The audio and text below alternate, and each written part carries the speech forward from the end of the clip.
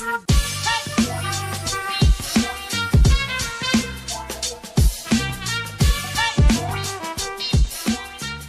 to the Only Movies podcast. I'm your host, Anari, coming to you from Austin, Texas. And I'm your host, Amato, coming to you from Buffalo, New York. And in this podcast, we break down scenes and discuss things that happen only in movie. Welcome back, listeners. It's Hello, episode everybody. 10. We've made it. We're going to be back for 20, 30, 40, many more. How's everybody doing? Yeah, we finally made it to, I would call this a milestone in our path, 10 episodes. This is going to be a special episode. We're going to be focusing on a older movie. So every 10 episodes, we'll try to give you guys... it's legit. We could call this one a classic.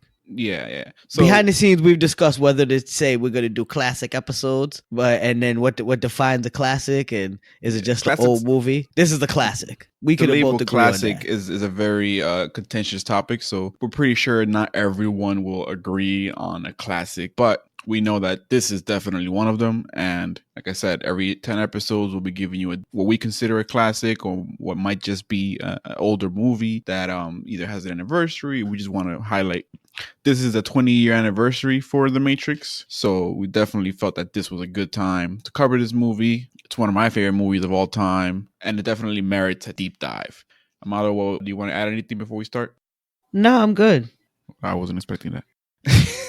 Okay, fine. So no, I actually saw The Matrix in theaters. A big fan. I won't say it's one of my most favoriteest movies of all time, but it's definitely a classic. Definitely a movie I enjoyed. I enjoyed the trilogy. I will also want to point out this was another movie I watched with my daughter. She had never seen this movie, so wow. Right. It was an interesting experience to watch it with her, catch her point of view, especially for a 20-year-old movie. And she actually gave me one of my scenes, so she's giving me my material. Just I want to let everybody know.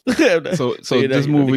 She wasn't born when this movie came out. I watched this movie. She wasn't thought about when this movie came out. Yeah, she wasn't even in the roadmap of life when this movie came out. I owned the VHS for this movie. This is great. Right, yeah. And we'll talk a little bit more about that too, because that was part of some of my life experiences at this time, or even going to see the movie. So as we'll go on. Definitely. Okay, so make sure you follow us on Facebook, Instagram, and Twitter at Only a Movies Pod to find out what movie we're going to be covering on our upcoming episode. Watch ahead and send us your suggestions for scenes. Let us know what movies you want us to cover, and also comment with your suggestions to see if you make it onto the show. All right. This week's movie, The Matrix, directed by Lana Wachowski and Lily Wachowski. So I think it's important to stop right now because people might be like, I always thought it was the Wachowski brothers. And I did too. Yes. So I was today years old when I learned that the Wachowski brothers are now trans females. I went to look up the directors for this movie. I probably would have never learned this if we didn't do this podcast, to be honest with you. Me neither. So I found out when I was reading the agenda for the episode. I was like, oh, I thought you put a typo. You mentioned the Mandela effect. Like, am I misremembering? So you actually triggered me as well. And I was like, wait, what? I was pretty sure it was brothers. And I did a quick Google, Wachowski brothers, and then I found out. So I thought that was a really interesting fact. Whether the Wachowskis now, they don't refer to themselves as the Wachowski sisters. From what I read, I don't know, to be honest. But it said Wachowski. Yeah, I saw somewhere where they were listed as Wachowski sisters. Okay. But that might be a misnomer from people actually calling them that. Right. But I also did see the Wachowskis in other places, I think like IMDb. Right. So, for those who might not have been familiar as I was, like I said, and this is one of my favorite movies of all time, and I love the Wachowskis and the direction. Denari thought I was bugging. Yeah, I just thought it was a typo. I was like, to be fair, I haven't exactly had a reason to look up the Wachowskis since. Right. You haven't been following too closely, right? No. Okay. No. So, starring Keanu Reeves, Lawrence Fishburne, Carrie-Anne Moss, and Hugo Weaving. A little bit about the movie. Neo, a computer hacker, believed that an elusive figure named Morpheus, considered to be the most dangerous man alive, can answer his question, what is the Matrix? Contacted by Trinity, a beautiful stranger who finally leads him into an underworld, he finally meets Morpheus. After uncovering the truth, Neo is drawn into a rebellion against a team of ruthlessly determined secret agents. So, The Matrix. I saw this in the movie theater in my freshman year of college, the spring of 1999. My girlfriend had at the time had come up from New York City, and I went on. What might have been one of my first like adult double dates with Nice. with another couple to see this movie. We're walking out, and my homeboy who I went to see the movie with his girlfriend, he's running across the walls. He's like amped up. He was a little This too movie was amped up for great. me. This Yeah, movie was not. You cannot be too amped up for the Matrix. All right, you can't run on the wall in the movie theater after. I'm sorry. you can try. I tried. All right. But you were like 12.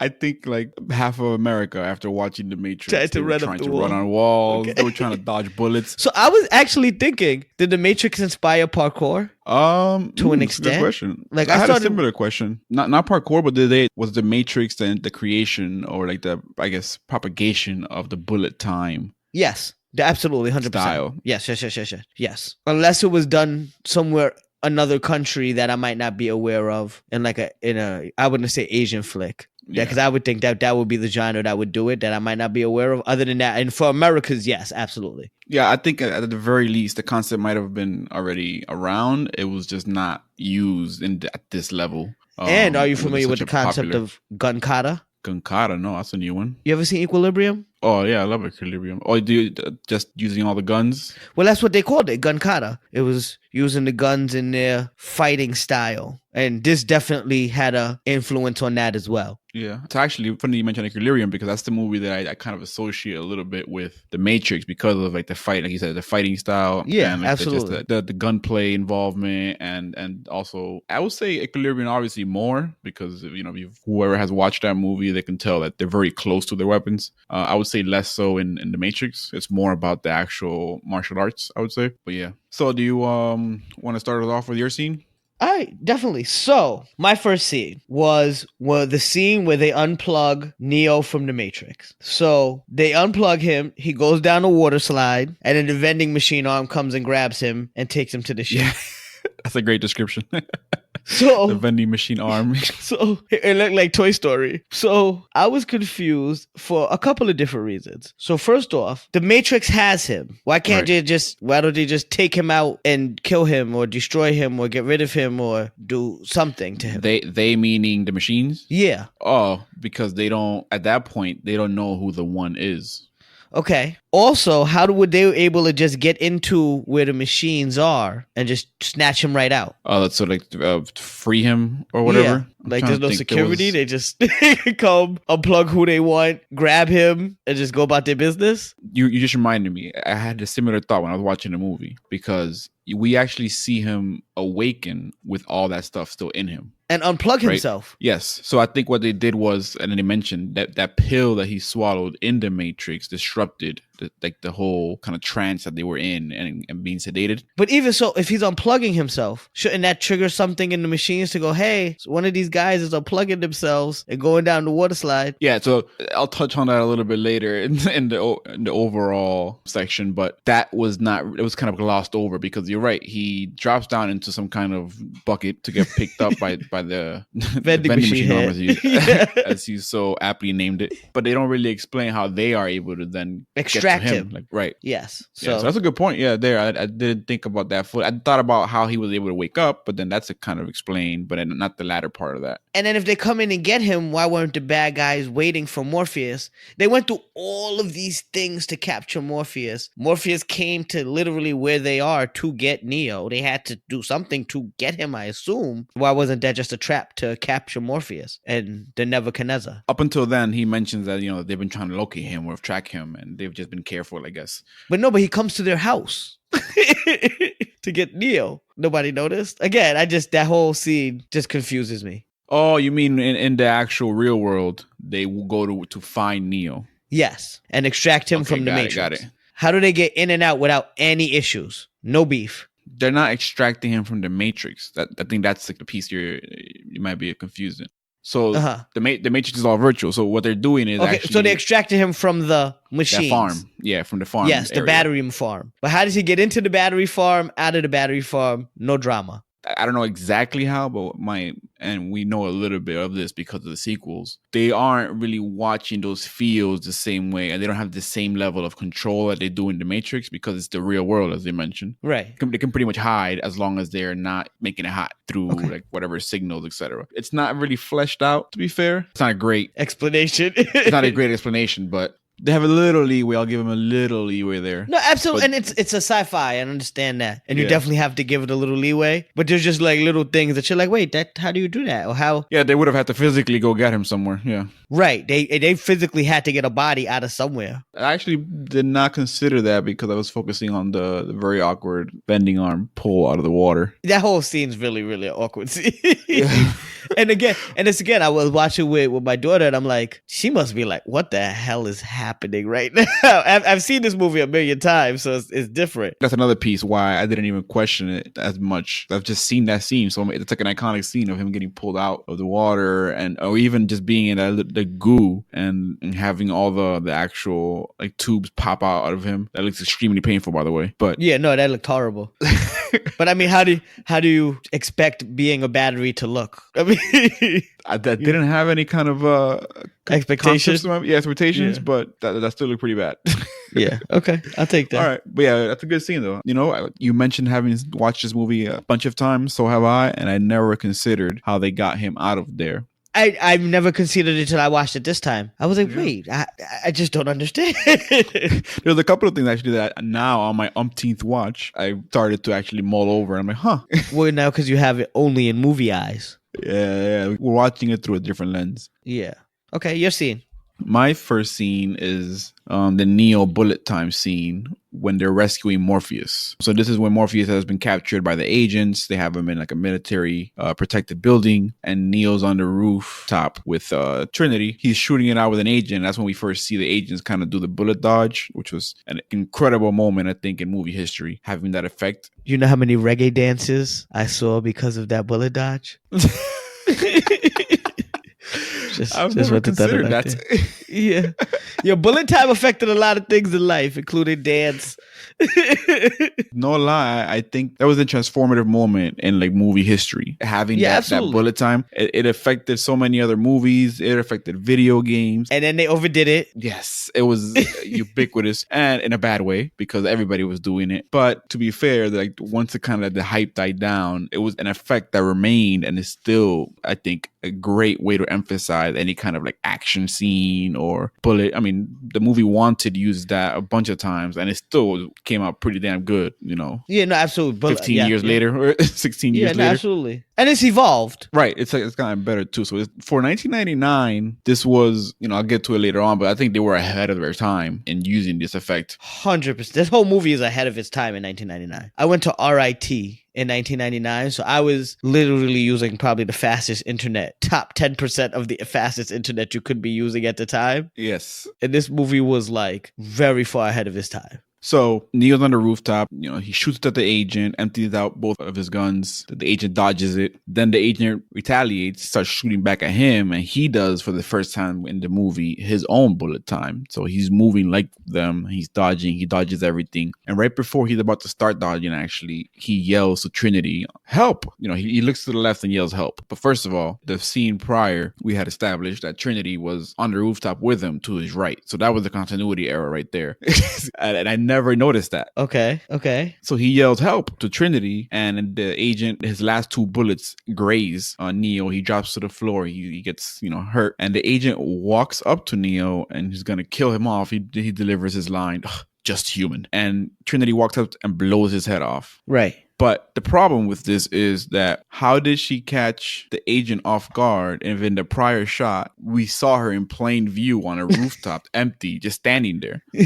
How did she sneak up on the agent when the agent walked up to Neo? I was like, I've seen this scene countless times, and that never hit me until I watched it this time. Well, so one of my Come On fams is not too far after that, because there's a lot of interesting things that go on in this. So then he gets on the helicopter not too long after that, right? Yeah, that's actually my Come On fam. And he's shooting the Gatling gun at yes, all of the agents. And he lets off a ton of shots and misses Morpheus completely. Morpheus he's on a minigun, and he's spraying and praying.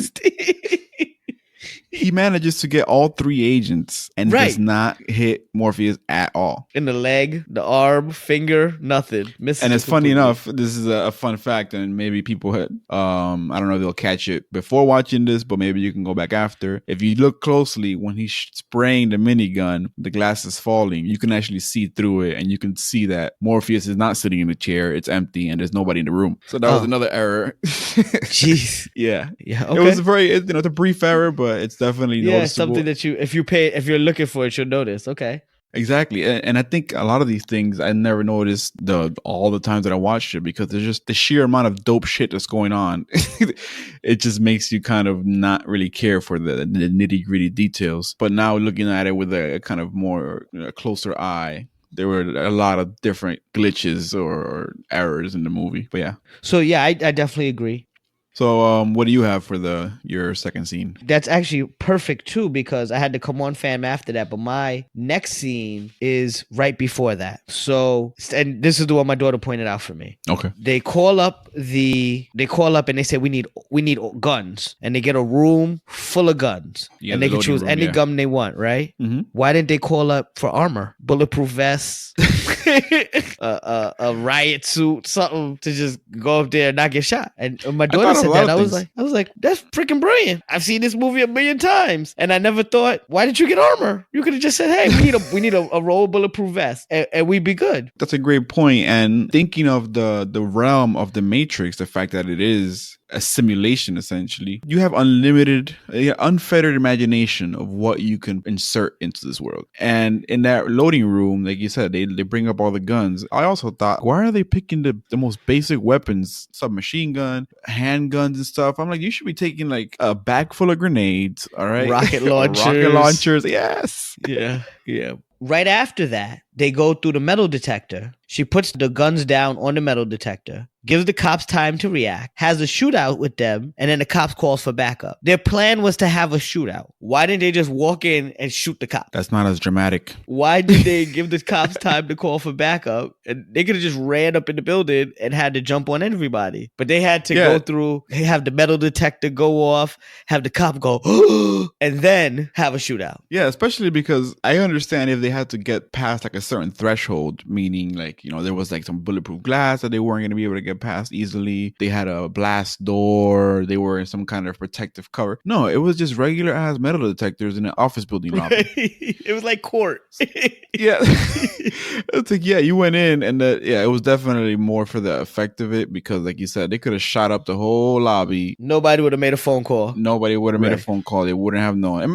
They might have found out eventually. I was going to say, they might have heard some, explosion, Yeah, shootout or two. They kind of did it to take the longest possible amount of time to get past this lobby. Right. When Morpheus is getting tortured. Use bullet time and use all of that stuff super effectively. Yeah, it was definitely a scene made for the movie. Regardless, it was still one of the top action scenes in a movie. No, it's a great scene. A model who saw this in 1999 was like, that was great. I can see why they walked in there like that. That makes sense.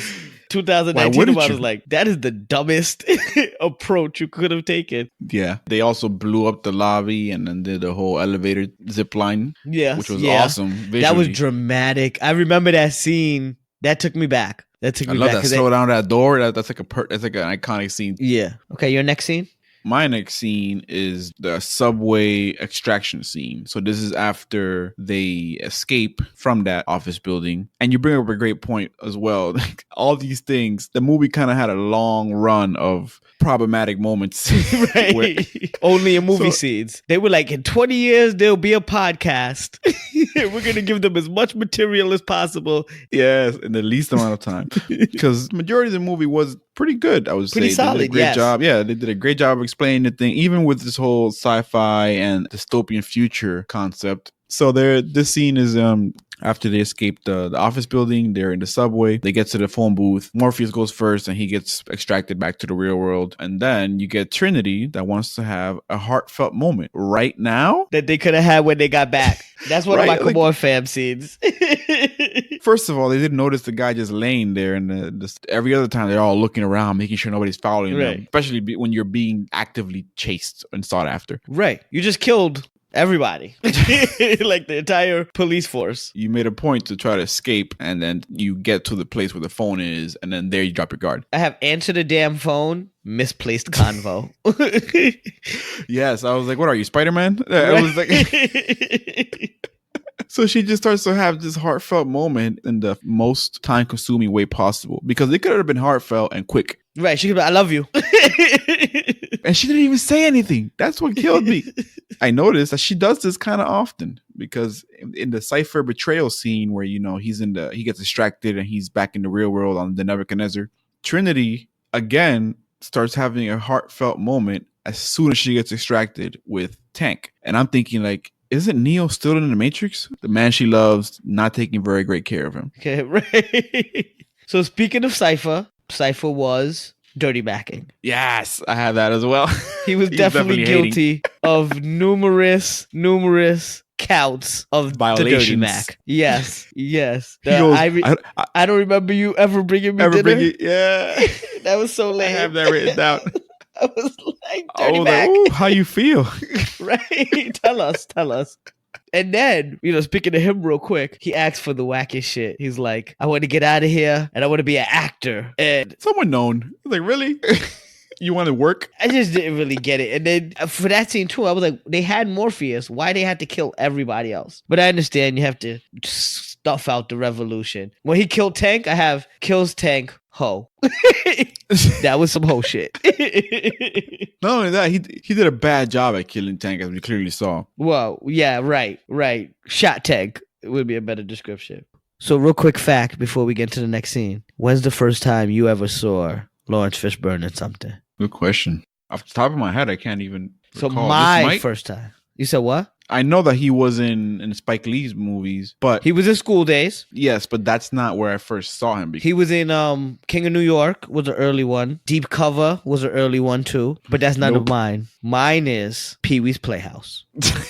Yeah, you got me. You didn't know he was on Pee-wee's Playhouse, did you? He was Cowboy Curtis. No. Oh, I'm lying. So, see, it's messed up because this movie is 20 years old. My memory is not going to be able to properly delineate when I actually saw him first. So I would say I probably saw him in The Matrix first, but he was also in Boys in the Hood. 100% right. Yes. And that was way before The Matrix, yes. But in my mind, I can't really discern if I saw him after or before, really. Well, obviously, I saw Boys in the Hood way before, but he was Cowboy Curtis to me before anything, from episode 1 of Pee-wee's Playhouse to season 5. I have that written down.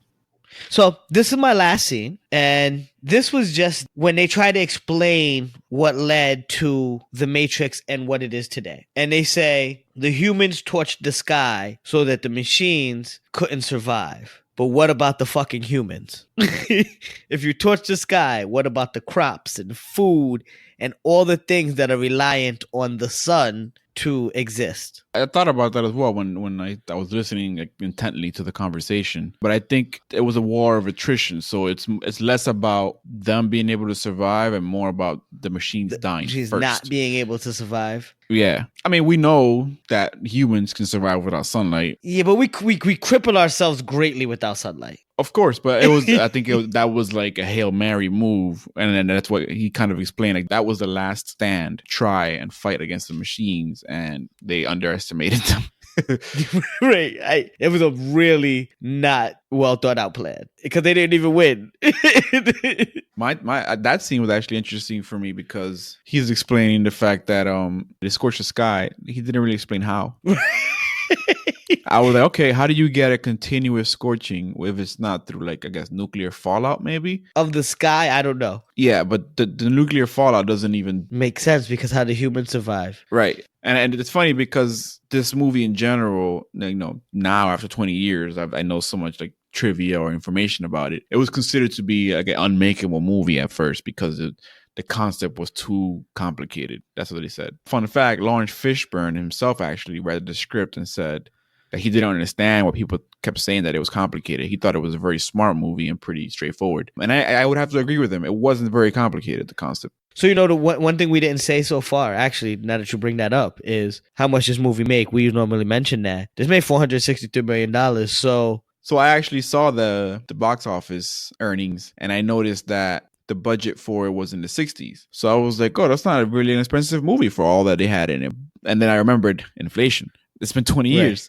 Right. So at 66, so I think it was, that's how much it cost to make. A $66 million movie in 1999 was probably ridiculous. Right. Ridiculously 100%. expensive. Yes. Especially for an Uncharted franchise that you don't know if people are going to get. Right. This could have been Waterworld. And you're looking at still almost $500 million gross worldwide in 1999. That's pretty impressive. Right, absolutely. And that's the first one of very, very, very successful sequels. And merchandise and video games and comic books. And did you ever watch the animated movie that came out of it? I'm pretty sure I did. I couldn't tell you anything about it. Because this is, again, like 20 years ago. No, this is more like 15 when the animated movie came out. But it's called The Animatrix. And it came out not I too remember. long after. It was, 2003. So it wasn't... And wasn't it tied in with the video game? I never played the video game. Oh, so I'm not sure. Oh, you're not a about real that. fan. I couldn't afford video games in 1999. The video game was not amazing, but it wasn't a bad game. So... do you know who Nebuchadnezzar is? No. Because you know that's the name of the ship. So that's the king of Babylon who actually rebuilt Babylon in the Hanging Gardens. So you can see the little subtleties in the effect of that ship to what it means to the people of Zion. Yes. Yeah. Which is obviously a pretty biblical name as well. Yes. There were, I was about to say, there were a lot of religious references, and a lot of like self-referencing even between tech and within the movie itself. So like the Oracle. Right. And then also having, I don't know if you noticed, this is a fun fact, them having her give him a cookie, which is essentially data for him to consume. I was today years old when I realized she gave him a cookie and she says, have a cookie. Yes. She says, you'll feel much better after you consume this. I never took it as data to consume, but that's brilliant. Actually, yes. That's really an interesting thought. Yeah, in 1999, I was not thinking about cookies in terms of, the computing world. I was like, oh, cookies. The Oracle, real quick. I think I was a little confused at the Oracle to an extent. Because she's been around since the beginning of the Matrix, but she's in the Matrix. But she's cognizant of the Matrix and that it's not necessarily real, but she's not outside of it. So that's part of my overall review. So I'll get into it a little bit deeper later on. But the concept of the Oracle is explained in the sequels much, much deeper. I'll be honest, my knowledge, I've seen the sequels, but I couldn't tell you the last time. I saw probably both of them once, maybe twice when they came out. So I couldn't the tell sequels you. I haven't, it's been longer since I've watched them, but I've still watched them both significant amount of times. And essentially, if I might be misremembering, but within the Matrix, as we saw with Agent Smith, they are like rogue glitches that programs, create themselves. Yeah. Yes. Self-replicating. Yes. Yeah. So right. you have the Oracle who's within the Matrix, as you mentioned, but is operating outside of the confines. Yes. Got it. So now we're going to go into the come on fam scenes. These are the scenes that we just look at. They're maybe not full scenes, but little situations or moments that we're just like, come on fam, what's going on here? So go ahead. So my first one is the actual beginning of the movie when Trinity's on the phone, and she realizes that they've traced her, and she's on the phone with Morpheus talking about that she has no time. And I was like, you spent like a minute or two talking on the phone about the fact that you don't have time when you could have been running. And why couldn't she escape through that phone? I think it wasn't a cell phone. They have to be connected to the hard line of the Matrix. Oh, that was a cell phone she was on. Yeah, but I believe it was a cell phone. That's why. Or I think she says they cut the hard line. Oh, that's right. Okay, yes. So yeah, you weren't gonna stay in that room, were you? So right, that wasn't your final plan. So why weren't you running and talking? Yeah, right, exactly. So that killed me. So one of my come on fam themes is when Tank starts training Neo. This is Neo's first time, and he goes straight into combat training. He doesn't say, "Let's learn something." I know that's part of the allure of it, but again, in real life, you have somebody who's new to things. You might want to, wean them in, not just fully throw them in and start beating them up the first day. Yeah, he goes, we have all these operational programs, it's boring. Let's just get into some fighting and probably destroy your bones.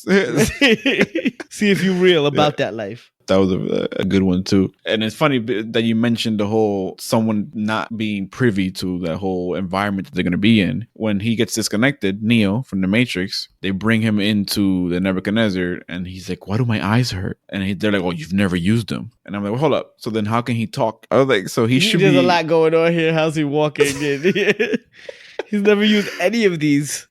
So I don't have another come on fam scene. Do you have one, Amato? I have a couple. I have two more come on fam scenes. So my first one is the Sentinels are attacking the Nebuchadnezzar, and they're having to make the choice to use the EMP. They think Neo is dead, right? And as soon as he gets shot, and they think he's dead, because they for a second I thought he was dead. Oh, why didn't they just do the EMP immediately as soon as they thought he was dead? Yeah. And save themselves. Yep. They waited. What if he didn't get up? Yeah, it was risky. I guess they were waiting to the last second to see. They were really hoping he was going to get up. Because even the Agent Smith says goodbye, Mr. Anderson, and starts walking away. They started packing up. They were already like making plans for happy hour. It was. Soon as they thought he was dead, they should have flipped that switch and got rid of the Sentinels. Yeah, but I guess they weren't in 100% immediate danger yet. But there's a thin line. Yeah, it's very risky. So my last one came from my daughter. Are you familiar with the concept of true love's kiss? We're supposed to bring you back.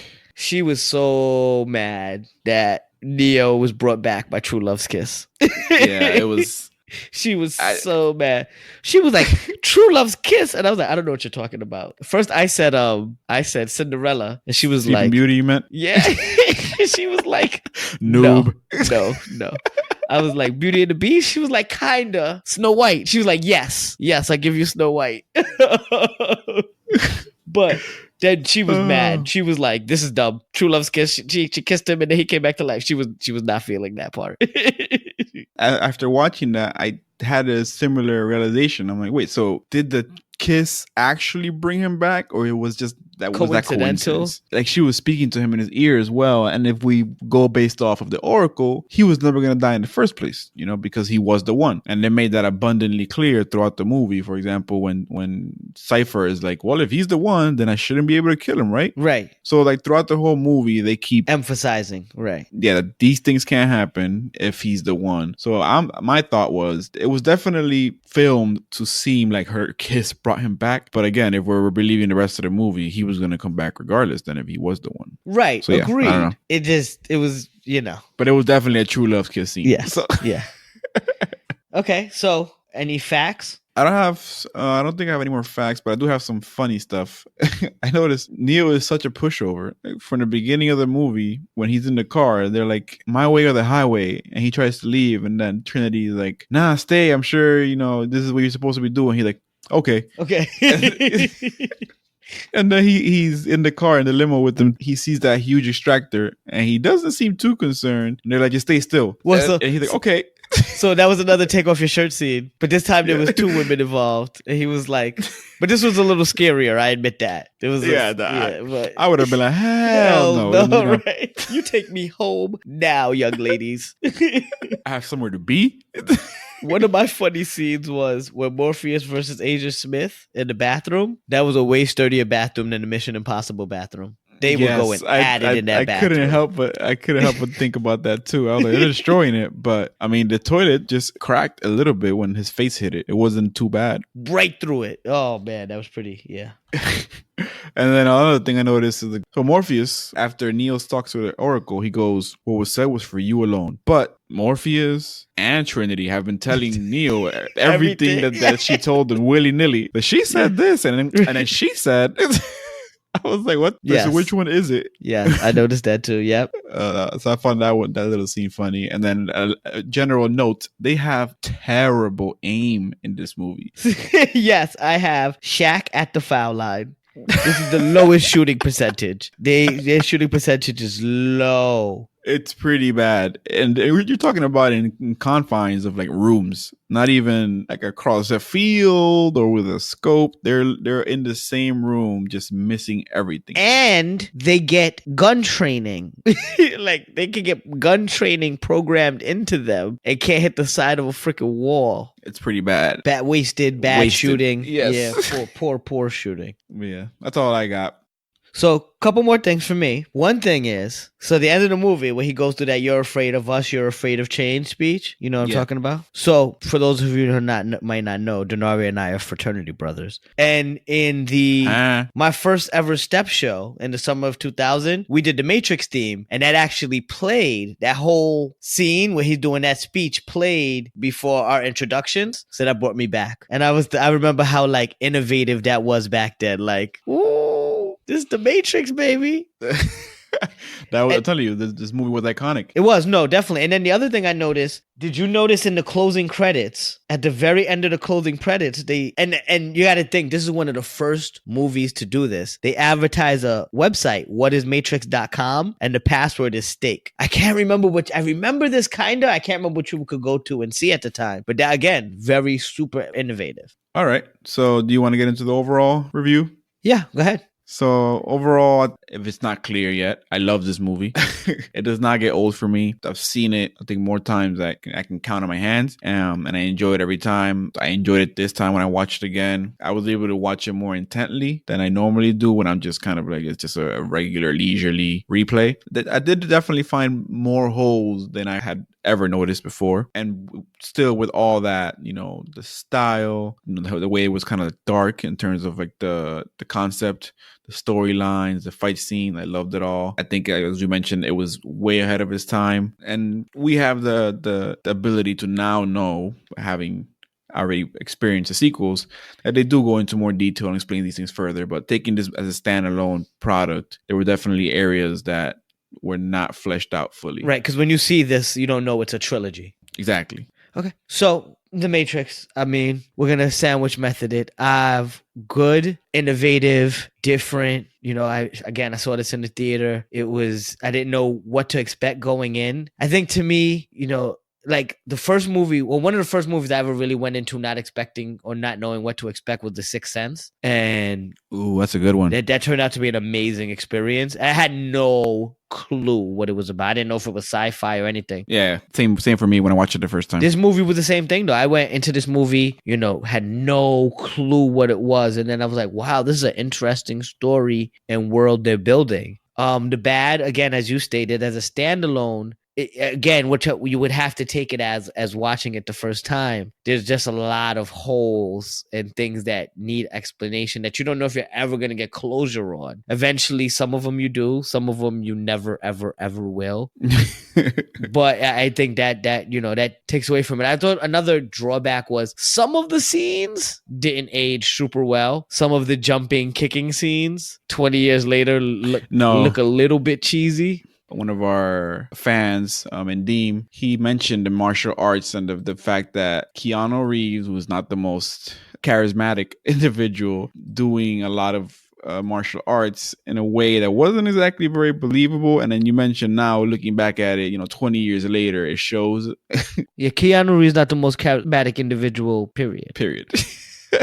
Well, what's crazy is I there's some amazing Keanu Reeves movies. He had The Devil, and even around this time, he had The Devil's Advocate, Point Break. I love Speed. Yeah, Speed. He has some really great movies. I love The Devil's Advocate. Love it. That's a great one. Pacino. Excellent movie. Yeah. So, and then a positive, great action sequences, good fights throughout the movie. There was a good pacing, I thought, of the movie. 2.5 hours when I first started. I was like, this is going to be a long time. It wasn't too bad. It probably could have been 15, 20 minutes shorter, but you probably needed a good of that fleshing out, especially, again, knowing that this will be a trilogy. Yes. That first movie in a trilogy always has to be a little longer to get a lot of the details out of the way so you can get towards the meat and the potatoes. So I understood that. And actually, funny that you mentioned that. I never noticed how long the movie was until today. Like, if you were to ask me, I wouldn't be able to tell you. In my mind, it always felt like a shorter movie. And I think that it flows kind of pretty quickly. And a lot happens. It's back to back to back actions. This scene happens. There's, the only talking or really awkward talking out of place is when Trinity's just randomly talking when people are getting killed and need to escape. You mentioned talking, so I'll drop this little nugget as well of trivia. Did you know that pretty much the last about 40 minutes of the film, Keanu Reeves almost exclusively just asks questions? No. If you notice, no. So maybe if you ever rewatch it, you or anybody listening can take a look. Yeah, it's not a lot of dialogue in this movie, particularly from Neo, who's the main character. Yes, I did notice that. There's not a lot of Neo dialogue. There's a lot of Morpheus dialogue. This is like a Keanu trait now that we know him for. And if anybody's familiar with the John Wick trilogy that's currently being released. Yes, people, we will do that eventually. Of course, we're going to get to those. But yes, he still still 20 years later has not really deviated from that character where dialogue is not really his thing. Again, still love him. Yes. Still love him. So overall, I love this movie. Again, this is a top movie for me. Really enjoy it. I enjoyed seeing it. Gives me a big rush of nostalgia. I can't believe it's been 20 years. This movie's 20 years old. That's nuts to me. Right.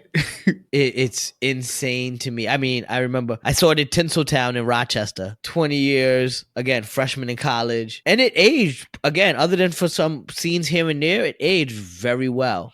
Yes, I wasn't 20 years later, I wasn't regretting having to watch this movie or dreading having to watch. I was actually interested, going into it, and I was like, oh, damn, this movie was good. In my mind, the movie started in Keanu Reeves' apartment. I forgot about the whole Trinity Chase scene before that. Introducing that in the beginning was dope. You hadn't seen that level of special effects and action, I think, before that. And then when she does the jump and kick and... Yeah, that was the first bullet time. That was an iconic... You know how many people replicated that made scene? Made fun of that scene? Yes. Yes. That scene did not age well. Only because we've seen that scene 7 million times. Yes. Right now, if anybody does that, most people will still know exactly what you're referencing. 100% where it's from. Absolutely. So I thought Anastasia, my daughter, she didn't love the movie. She wasn't the biggest fan. It's not she for was you. like, she was like, I watched the sequels with you just so I could see what happens. And she just kept making fun of the kiss at the end and Keanu Reeves as a whole. For a movie that was pretty solid, that was, I would say, the cheesiest part probably of the movie. Oh yeah, definitely. Like they managed to avoid a lot of easy tropes that they could have. You're right. Over. It was pretty solid because I don't want to say I struggled to find scenes, but it wasn't just a bunch of super obvious scenes until that section of the movie that we discussed. Right. So does this make you want to watch the sequels? Yeah, absolutely. Actually, yes. Me too. Definitely. Just definitely. Made me want to watch the sequels. I remember bits and pieces. I can't tell you which part of 2 or what part of 3. I do remember in 2 is when they have the stupid party in Zion. The last 20 minutes that I freaking hate. I despise that scene. I remember leaving that movie and particularly hating that scene for a while. So, but I am looking forward to watching the sequels. Just so you people know, when we do Matrix Reloaded, that will be my scene. I fucking hate that scene. I'll tell you now. I don't even remember the scene in detail, but that will be one of my scenes from that movie. So follow us on Instagram, Facebook, Twitter, and YouTube at Only in Movies Pod. Also, let us know what movies you want us to cover in the future by responding to our Instagram story questions, leaving us a comment on any of our posts, on any of our pages, and look out for more content from the movies that we've covered. We're going to be posting some quick trivia, so stay tuned. Thanks, everybody, for joining, and join us next time for more things that happen only in movies.